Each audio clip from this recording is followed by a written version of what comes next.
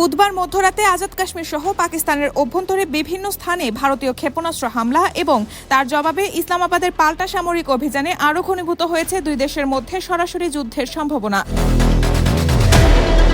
তবে কাশ্মীর নিয়ে ভারত পাকিস্তান উত্তেজনা নতুন কিছু নয়। 6 বছর আগেই আশঙ্কা করা হয়েছিল 2025 সালে ভারত পাকিস্তানের মধ্যে যুদ্ধ বাধতে পারে। 2019 সালের 19 অক্টোবর বিবিসি বাংলায় প্রকাশিত প্রতিবেদনে বলা হয়, ভারত পাকিস্তানের মধ্যকার এই পরমাণু যুদ্ধে প্রাণ হারাতে পারে প্রায় 12.5 কোটি মানুষ।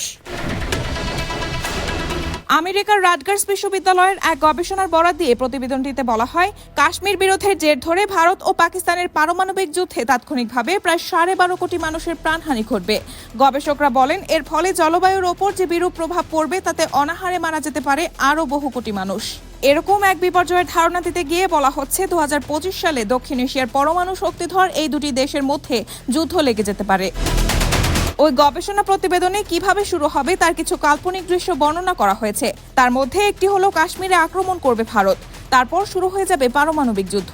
তবে উভয় দেশে যদি বিচার বুদ্ধি সম্পন্ন নেতারা ক্ষমতায় থাকেন তাহলে হয়তো এরকম কিছুই হবে না।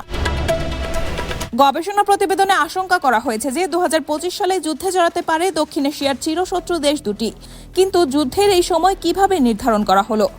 জবাবে ওই গবেষক দলের সদস্য অধ্যাপক রোবক বলেন, ভবিষ্যৎ থেকে তারা শুধু একটি বছরকে বেছে নিয়েছেন।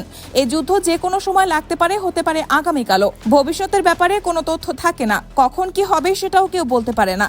সে কারণে আমরা কিছু দৃশ্যকল্প ব্যবহার করেছি কি হতে পারে সেটা বোঝার জন্য। সেই সম্ভাবনার কথা চিত্রিত করতে আমরা শুধু একটা সময়কে বেছে নিয়েছি।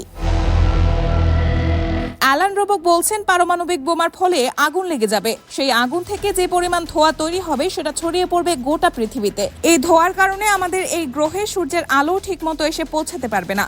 ফলে পৃথিবী অনেক ঠান্ডা আর অন্ধকারময় হয়ে পড়বে। ধোঁয়া যখন পৃথিবীর আরও ওপরের আবহমণ্ডলে চলে যাবে তখন সেটা সূর্যের আলোতে উত্তপ্ত হয়ে আরও বেশি ছড়িয়ে পড়বে, যা সেখানে স্থায়ী হবে কয়েক বছর। বৃষ্টিপাত কমে যাবে, তেজস্ক্রিয়তার ঘটনা ঘটবে। এসবের নেতিবাচক প্রভাব পড়বে খাদ্য উৎপাদনের ওপর। ফলে যুদ্ধের পরেও অনাহারে আরও বহু মানুষের মৃত্যু হবে।